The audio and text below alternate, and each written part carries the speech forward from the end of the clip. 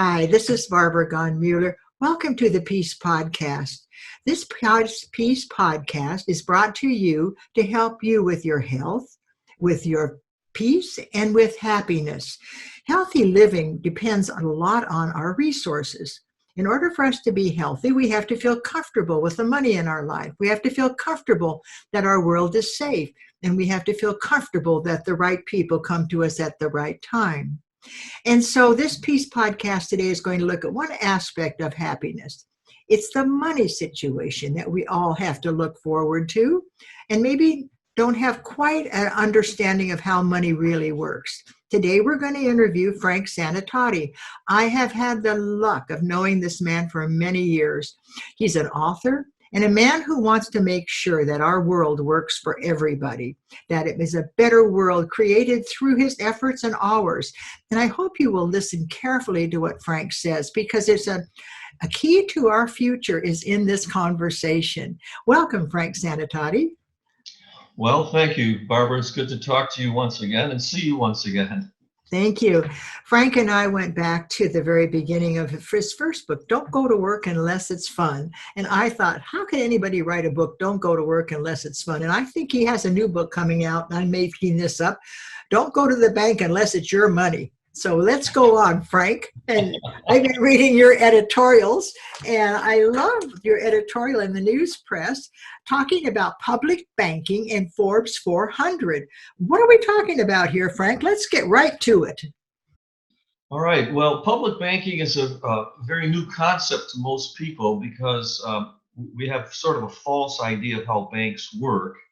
And most banks, in fact, all of the banks, virtually all the banks in the United States, are not owned by the public. They're owned by private shareholders. And of course, for any company, the purpose of the company is to make money. And once they make money, what is their purpose then, Barbara? To spend it in a way that makes them more money. Exactly. So it's always more and more and more with private corporations, and the shareholders want more and more and more. So if we can get out of that more and more and more mentality, one of the ways to do it for us as the public is we can have our own banks. In other words, you and I are sitting in Santa Barbara. We could have a Santa Barbara County Bank, or a Santa Barbara City Bank, or we could have a state of California public bank. Now, I'm going to try to make one distinction from the beginning because it's a hard concept to get initially. If we had a public bank, there would only be one person or one entity depositing money in that bank. For example, let's take the city of Santa Barbara or the county of Santa Barbara. Later this afternoon, I happen to be meeting with the head of the County Board of Supervisors to talk about public banking for the county of Santa Barbara. So we'll use that as an example. If we had a public bank, it would only have one source of deposits, and that would be the county of Santa Barbara. In other words, we have millions of dollars, and they're in the private banks right now, I believe Bank of America. And the bank gets to use that money. They get to use our money. And there's a charge for the money. It's interest. We have to pay interest when we take loans from the bank. However, if we had our own bank, we could take all of our own money and keep it in that bank. And then that bank would have only one customer, and that would be the county of Santa Barbara. And so all of its lending goes for serving the county of Santa Barbara. And they get that money back because right now we borrow money and we have to pay the bondholders, we have to pay the banks for that money. What if we didn't have to pay that interest? Where would it go? Well, it would come back to the people of Santa Barbara. The county bank of Santa Barbara would use it to make improvements in the county that eventually would pay for themselves. So let me just give you an example. You know, we just had the election. We had Proposition 13, a new Prop 13, for a school bond. And now this was the state ballot, and they wanted to get $55 billion to improve schools all around the state, and it was voted down, unfortunately. And one of the reasons it was voted down is that the loan would be for 35 years to pay off that $15 billion, but beyond just paying it off, there'd be $11 billion in interest. So would you rather have that? I'm talking statewide now. Would you rather have that 11 billion go to the private banks, or would you rather have it serve the needs of the people of the state? Well, obviously, you'd rather have it serve the public. And so that's the idea of public banking. It's a bank that's owned by the public, a city, a county, a state. It's separate from the city, county, state. It would have its own board and so on. But it would make its loans only beneficial to the state. And there is one, by the way, already in the United States, the Bank of North Dakota. And they've been a public bank actually for over 100 years now. And their economy has thrived. Even in 2008, their state was the only state to have a surplus in their annual statements. And they're allowed only to make loans that serve the people of North Dakota. And so that money is kept right in the community. And so if we all had that public banks, we could all increase the well-being of all of our communities. So that's I'm sorry, that was a simple version I was just giving you. That's very interesting, what you said about the Bank of North Dakota. Now, that sounds like the process is one that when the bank is owned by North Dakota in this situation, then all of the citizens of North Dakota benefit, correct? Correct, yes, because, well, for them, there's different types, but for them, it makes a difference that they can get farm loans, they can get business loans, they can get home loans. Well, it's their bank. And it's their bank supports that. Uh-huh. Now, if we were to have a public bank, the problem is that there are very few community banks anymore. And now, but Santa Barbara I think has 3 community banks out of 27, the whole county. North Dakota has 80 out of 100 community banks. You know, it's a small state, small population, and they work through those banks. That wouldn't be possible for us right now if we had a public bank. But we could keep that money inside the county and not put it in big banks that lend out to other countries, and they can buy derivatives. They have their own investments, and our money, by the way, in the big banks does not belong to us. That's one fact I found out. When you make a deposit in the bank, what you're really doing is lending that money to the bank, and the bank can do with it whatever it wants. Now, it gives you on your records saying, well, we owe Barbara $25,000 from this account, but you just have it listed as a deposit, but really it's a loan to the bank. And if banks go bankrupt, not very safe, are we? We're not safe at all, especially in these bigger and bigger drops in the market that we've had just this past week. Today went back positive again, but did it? Yeah, I hadn't heard that yet. Well, so what it fluctuates. Yeah. Well, what you're saying, Frank, is that a public bank has many benefits, period. And it benefits for the public, of course. And that's what we're looking for, is ways that we can be more in charge of our own money, more in charge of our own lives. And I think that's part of this public banking that you're proposing. If we were to go somewhere to find out more about this and how we could support you, what would we do? Well, if I belong to the Public Banking Institute. They have a Public Banking Institute, okay? And there are people all around the country working on public banking now.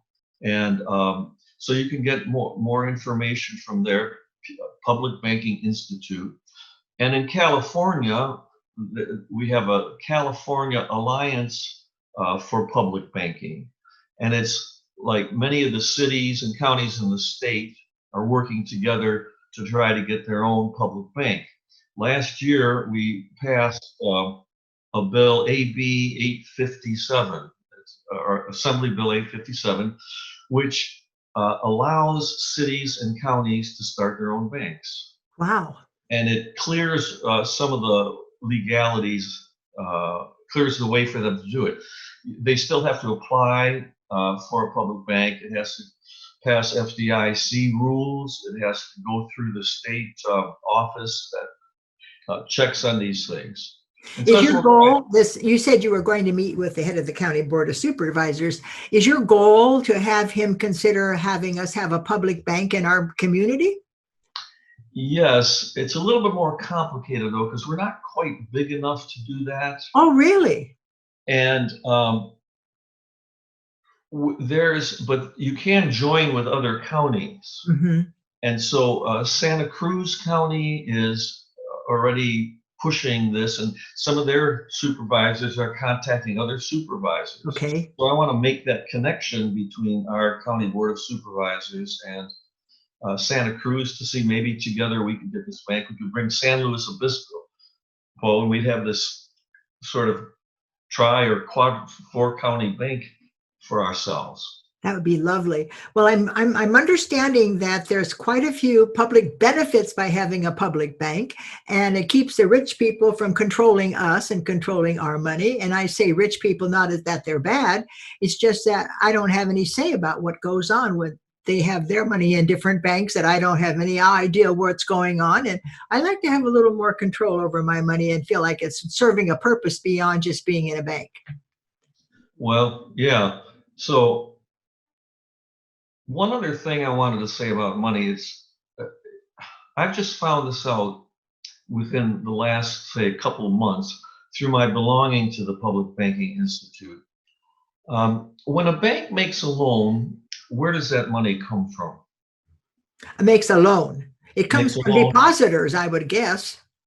That's what most people would guess. Right. It's not true. So, Jimmy Stewart fooled us all. You remember the movie It's a Wonderful Life, and he was the banker there, and and he says, we take your money and it goes into Mrs. Jones' house and Mr. Smith's store. That's not where the money comes from. That money just serves as, according to federal laws, you only need a little tiny portion of deposits or capital to make loans. Well, then where does the rest of the money come from? Banks actually create money out of nothing. They keyboard in, we're lending Barbara $1 million to buy her new mansion.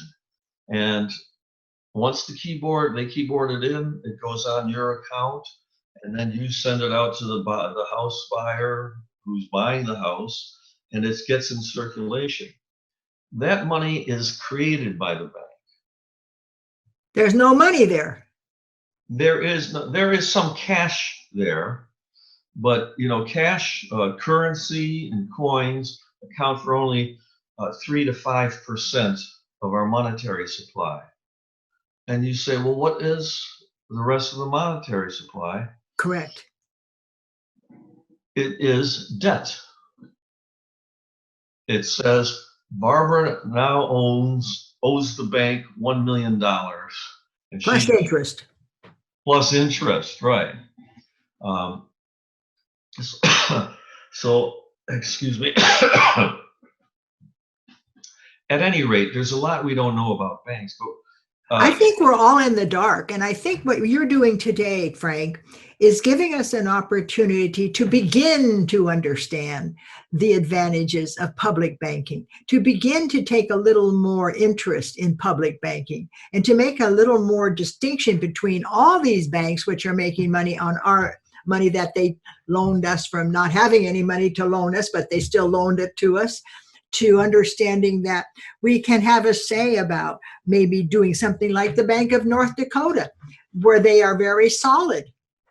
Yeah, well, people could go to the Public Banking Institute to learn more. Public Banking Institute, excellent. And so Ellen Brown has just written a book. She founded the institute. It's called Banking on the People, Oh, I like it. and it's about public banking. But I want to tell people, if you're really interested, there is a economist from England who his name is Richard Werner. Richard Werner, and if you put him on YouTube and put Richard Werner banking, How do you spell that, Warner? Is it Werner. okay? Okay. He's got a lot of videos about banking, and he explains all this in terms that you can understand. You might have to read or listen or watch once or twice, or maybe even 3 times, because I have to go back and I say, really, that's how it works? But he explains very clearly how the system really works. And I'd encourage people to go to that. Very illuminating. Richard Werner. Well, I'm going to give you a 30 seconds to tell me, how'd you get interested in this? That's what's always fascinates me. How did you get into this? Well, I used to work on world hunger issues and lobbying on those. And we had a speaker once who said, if you see a baby floating down the stream, jump in and save the baby. And then another baby comes along. Well, you jump in, you save that baby. And another baby comes along. He says, pretty soon you have to start asking, who's throwing the babies in the stream? Mm-hmm. Mm-hmm. And that actually led me to looking at how money actually works and how it's the control of this medium of exchange that lends to all the poverty in the world, is the hunger. And So you were looking at the source of poverty and hunger, and you were looking at a possibility of way of averting that, so everybody could be, as you said, when you worked with results, that we could have the result at ending hunger on our planet. So you have always worked in areas that were untouched by many. Yes, yeah. I like to ask questions. You do. Yeah, you could have been a lawyer, but I'm glad you were on our Peace podcast today. I'm Barbara Gon-Mueller, and we're listening to Frank Sanitate, and there's a lot to this conversation. He's just given you the tip of the iceberg about public banking and about money and how money can be more effective in our communities and more available to all of us. And I hope you will go and listen to Richard Werner on YouTube, and possibly to what would be the best site for more about this? The Public Banking Institute. Public Banking Institute. Is it publicbankinginstitute.org? I don't know. Oh, well, we'll not worry about that. Public Banking Institute. I wrote it down. I'll check it out before I put it up. Yeah. And the other one, the Bank of North Dakota. I think that Bank of North Dakota possibly has something that we could learn from them too, because you said they're celebrating their 100th year. Is that what you said? Yeah, last year they did. Yeah. There's nice articles about them as well. And Ellen Brown, in her book, Banking on the People, talks about Bank of North Dakota as a model for public banking now.